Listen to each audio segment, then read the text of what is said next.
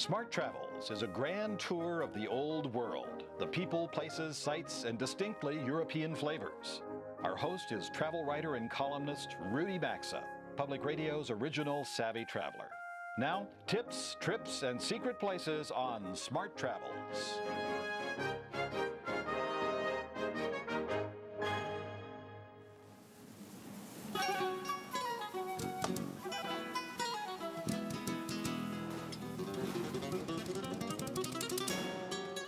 Barcelona bowls you over with its charm, audacity, and style. Tradition and daring mingle to create a thoroughly unique style that sings out in the streets, in the art, and in the cuisine. Architecture is the Catalan medium, and bricks and tiles its palette. The city enchants with playful forms, shapes, and colors. From the waves that lap at the city's doorstep, to the fanciful parks, to La Rambla, the city's lively thoroughfare, Barcelona dances to a beat all its own.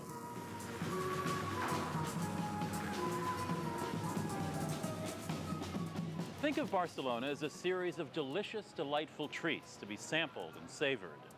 Art overflows from the museums and palaces onto the lively streets.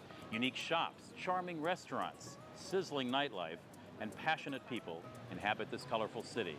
To truly experience Barcelona, jump in with both feet.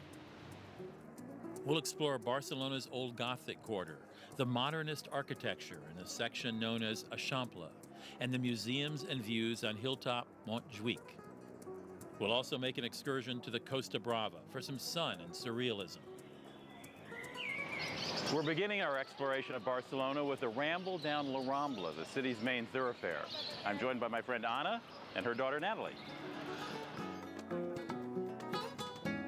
This famous boulevard, named for the sandy riverbed that once skirted the city, changes character as it flows a mile from Plaza Catalunya to the port.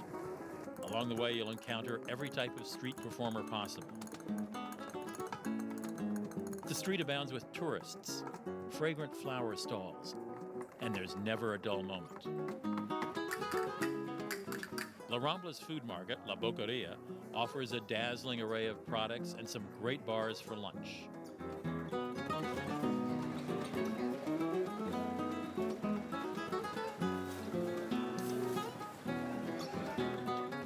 Just step off the northern half of La Rambla and you find yourself in the historical heart of the city. This is the old Gothic quarter, known as Barri Gòtic. Barcelona flourished in the 13th century, a result of seafaring conquests and trade. It was a time forever imprinted on the Catalan soul. For back then, Barcelona was the capital of Catalonia, an independent region in northeast Spain. In the Middle Ages, a powerful merchant class built the city with wealth from trade.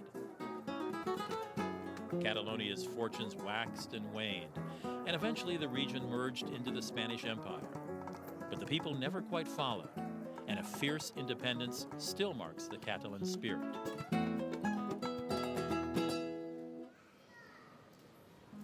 In the 14th century, this was the city's beachfront, and here the Catalans built their most glorious Gothic church, Santa Maria del Mar. It's a symbol of the prosperity born from their sea trade.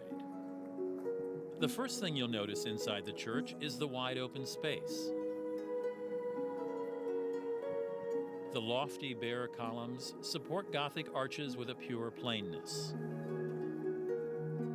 This was the Sailors' and Merchants' Church, built by every able body in Barcelona in the 14th century.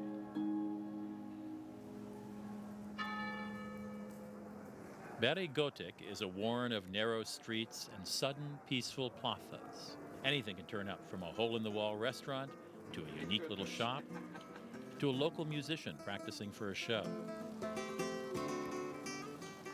Flamenco music has its origins in the music and dance of gypsies of Andalusia in southern Spain.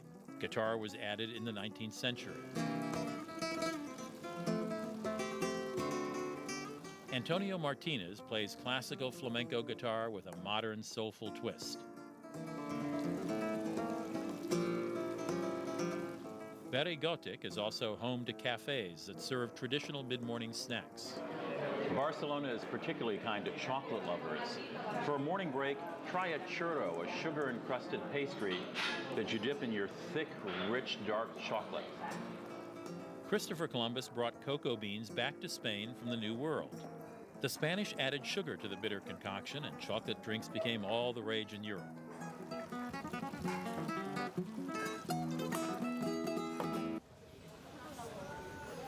If the 13th century was Barcelona's golden age, the late 1800s were its renaissance. Barcelona once again grew wealthy, in part from the growing textile industry, and the city expanded beyond its medieval center to create l'Eixample, or enlargement.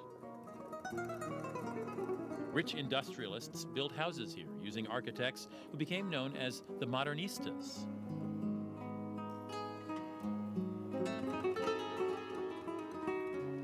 The Impressionists were still painting, electricity was new on the scene, Freud published his interpretation of dreams, and a highly decorative style called Art Nouveau was sweeping across Europe. Modernismo was how the new trend was expressed in Spain.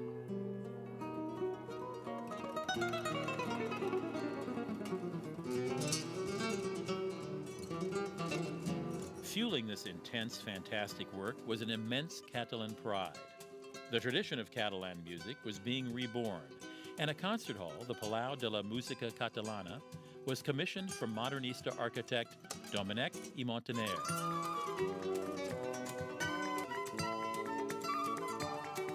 The theme is nature. Montaner wanted the audience to enjoy the music in a garden setting. In their work, the modernistas celebrate the Gothic heyday of their ancestors. The stained glass, arches, and ceiling dome in the palace are Gothic gone wild. The entire space is bejeweled with tile mosaics, another Catalan tradition. To fully experience this exuberant interior, try to attend one of the evening concerts.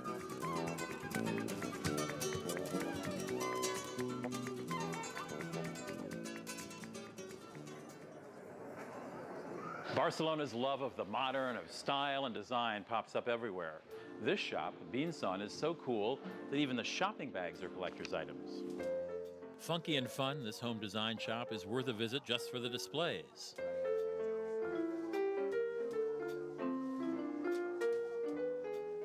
Vincent has it all, from kitchenwares and knickknacks to all kinds of specialty lights. And now look at this. Oh. And don't miss the modernista furniture on the upper floor, designed by some of Barcelona's most prominent artists. Now all we need is a modernista house to go with all these furnishings.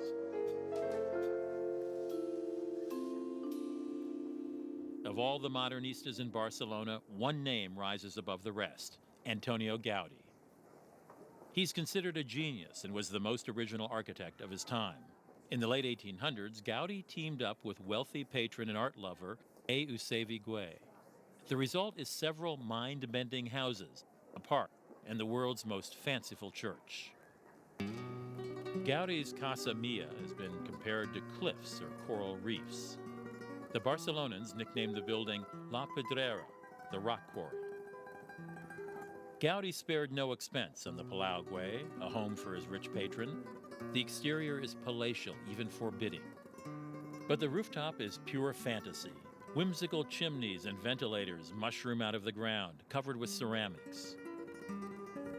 Gaudí employed a technique called trencadís, covering surfaces with fragmented tile. Güell donated a set of fine white dinnerware to be smashed up and stuck on. Gaudí loved the play of the tile colors and how the light danced on the patterns.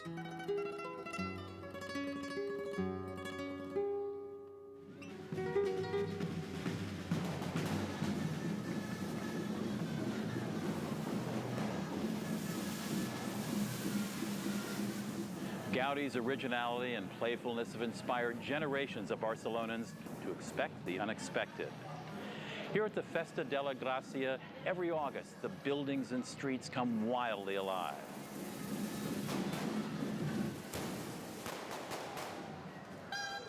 In true Barcelona style, the Festa offers awards for the best-dressed street in the neighborhood, and the competition would make the Modernistas proud.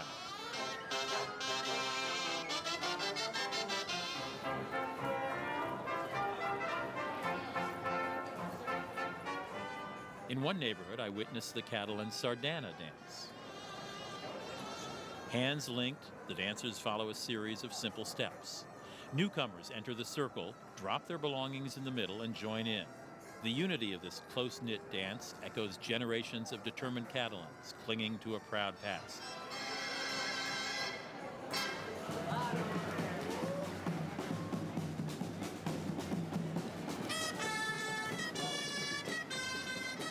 As evening grows near, giants from Catalan folklore parade down the streets.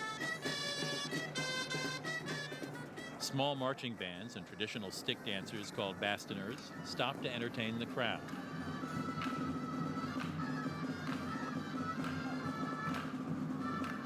Under General Franco, the dictator who ruled Spain from 1939 to 1975, Catalan festivals were banned.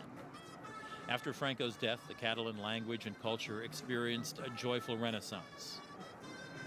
The procession is capped off by dancing demons and wild firework displays that leave you breathless and slightly deaf.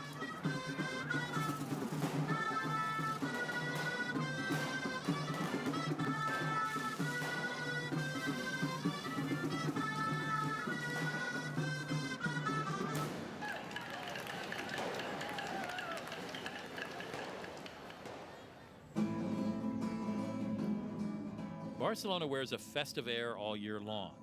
No city park anywhere can compare with Gaudi's masterpiece, Parc Güell, located just north of Eixample.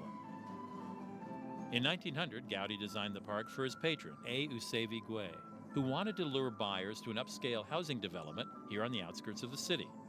The development failed, but the park shines as Gaudi at his most playful.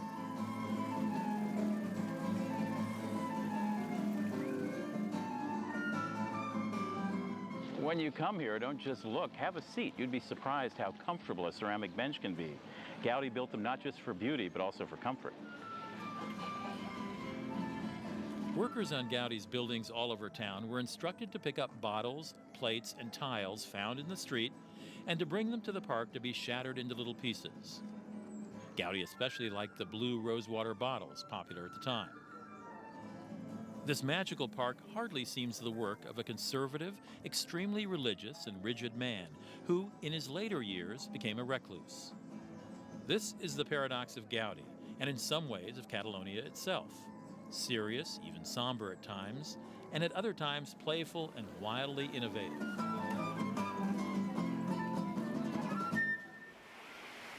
The Modernistas must have taken inspiration from the deep blue waters of the Mediterranean, or at least been cheered up by them. Barcelona's beachfront is livelier and cleaner than ever before, and everyone's out taking advantage. In anticipation of the 1992 Olympics, Barcelona spruced up the waterfront with high-rises and a sparkling new beach and classy marina. One of the best ways to experience the waterfront is by checking into the stylish Hotel Arts. This 44-story hotel with its beachfront pool is a Ritz-Carlton property and offers comfort, elegance, and rooms with stunning views of the sea. The sumptuous two-story apartments come equipped with kitchen, spacious bath, and sweeping views. And it's all just a few steps from the surf.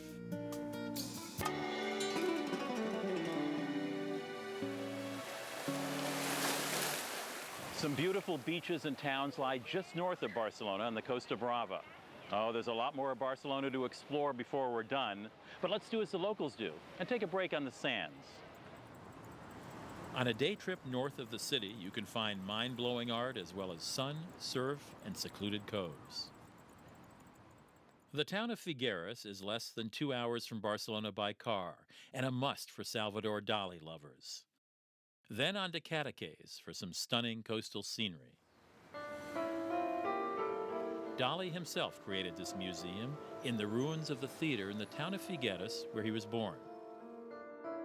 To embrace Dali is to enter a dream world, disturbing because the incongruous nightmare images are rendered with such intense realism.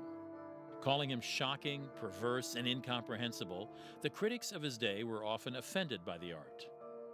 What shines through in this collection is Dali's playfulness. From his unflattering portrait of Picasso to a foreshortened ceiling painting of himself and his wife ascending to heaven, Dali's humor is irresistible. He was a master of the trick of the eye paintings, where one thing looks like another. Like this picture of a nude on the beach, which, from a further distance, mutates into a portrait of Abraham Lincoln. Dali created exhibits especially for this museum. The Mae West Room seems a mere collection of objects until viewed from the right angle. Dali vacationed and later lived on the coast near Figueres, in one of the most beautiful parts of the Costa-Brava. At the height of the season, in July and August, the Costa-Brava can get quite jammed. June and September are ideal times to visit.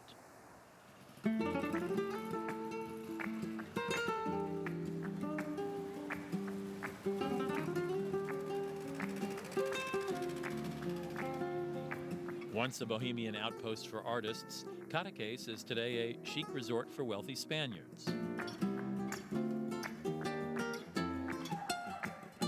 Dali, Matisse, and Picasso all painted this picturesque town. Dali was known to host celebrities, artists, and itinerants at his home here.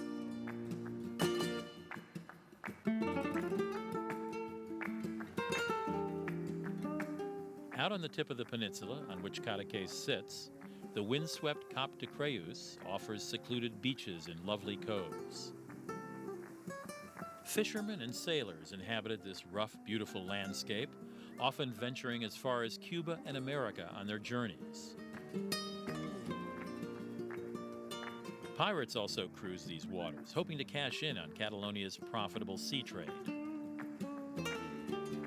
After a surreal day of fun and sun, we'll be back in Barcelona by dinner time.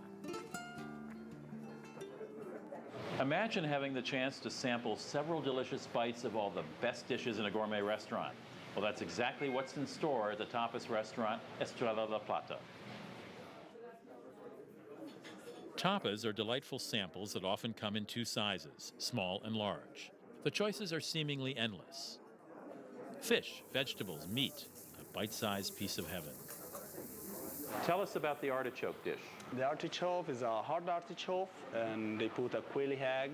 A quail egg on the heart of the artichoke? On the heart, and a little caviar on the top. I see. It's a really particularity tapas. And that's a favorite in Barcelona? Absolutely, yes. In the world, many people in the world, they come here to try artichoke.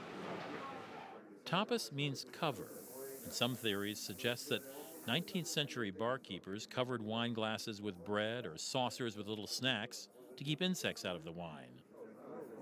The edible covers became tradition. With some food on the top. My waiter and I discussed another theory. Because the military was drinking too much, basically. Exactly. And so the king wanted... They have to put something on the stomach. Right. So a little food would be on the top, plus it's difficult to drink when there's a plate on top of the glass. Yes, absolutely. The next morning, we head for Barcelona's Park on a Mountain, Montjuïc. The cable car ride includes spectacular views of the city. Montjuïc is Catalan for Jewish mountain because the hill was once the site of Jewish cemeteries. Today, parks, gardens, the Olympic Stadium, and a variety of art museums grace Montjuïc. The Joan Miró Foundation, housed in a spectacular modern art building, contains thousands of paintings and drawings by this surrealist painter who predated Dali by 10 years. Miró grew up in the Catalan countryside, and he brings a childlike freshness to his art, a joy in nature, bright color, and intense detail. Miró's paintings need time to be absorbed. Each detail in itself tells a story, a joke, or casts a particular spell. Trying to see the titles in the paintings is great fun.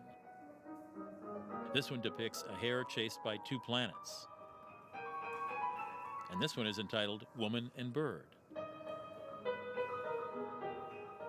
The collection of Miró drawings shows the constant laborious studies the painter made for his canvases.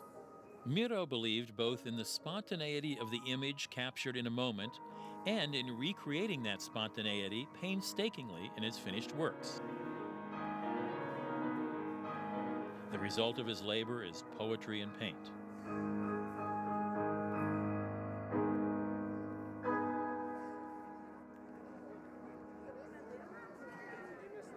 I've saved one of the best for last, Barcelona's Taj Mahal, Gaudi's modernista version of a medieval church, La Sagrada Familia.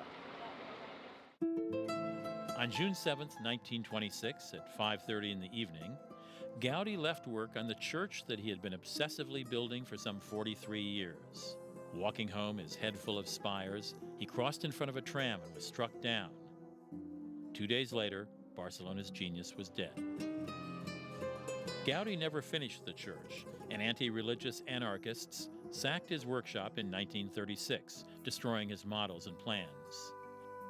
Since Gaudi's death, La Sagrada Familia moved slowly to completion, amid much controversy about Gaudi's original intent.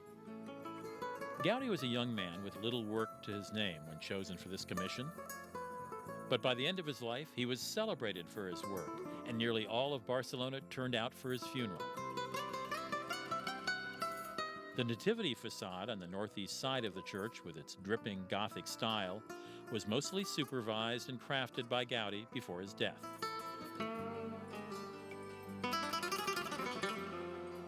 The Passion facade on the opposite side of the church is a somber testament to the sorrow of death, constructed many years later by local sculptor Joseph Subirax, and the artwork was both praised and condemned.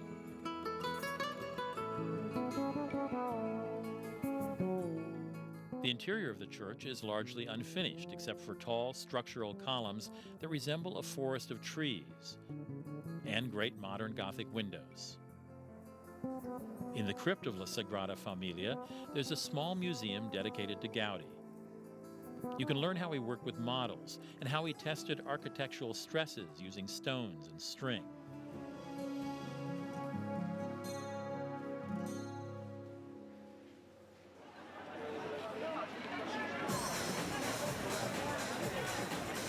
When you're ready for the wild side of Barcelona, there are lots of hot night spots. Barcelona's nightlife is famous for its intensity and variety. Discotheques, lounges, samba bars, tango emporiums, poolside parties and concert halls. Why ever go to sleep? Bar after pounding bar line the waterfront at Porto Olímpico. There are no cover charges, and no one minds if you just come to dance the night away. The only trouble with Barcelona is that you need to burn the candle at both ends to truly experience it all.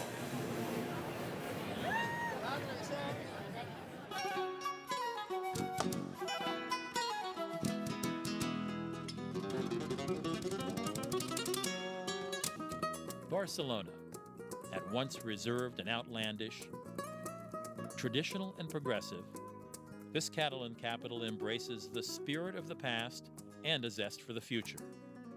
It's a dream of a city that boldly creates its own version of reality. I don't ever want to go back to the real world. For all I care, the beach can turn to Abe Lincoln, stone mushrooms can sprout from the ground, and church spires turn to marzipan. I'm along for the ride. So, from Barcelona, buenas noches and wild dreams. All videos and DVDs of Smart Travels are $24.95 each, plus shipping. Call 800-866-7425 for the 2-episode DVD or video on Barcelona and Costa-Brava and Madrid and Toledo. Details of all of our travel videos, DVDs, and best guidebooks are on the web at smarttravels.tv. Major credit cards are accepted. To order, call this toll-free number or visit us on the web.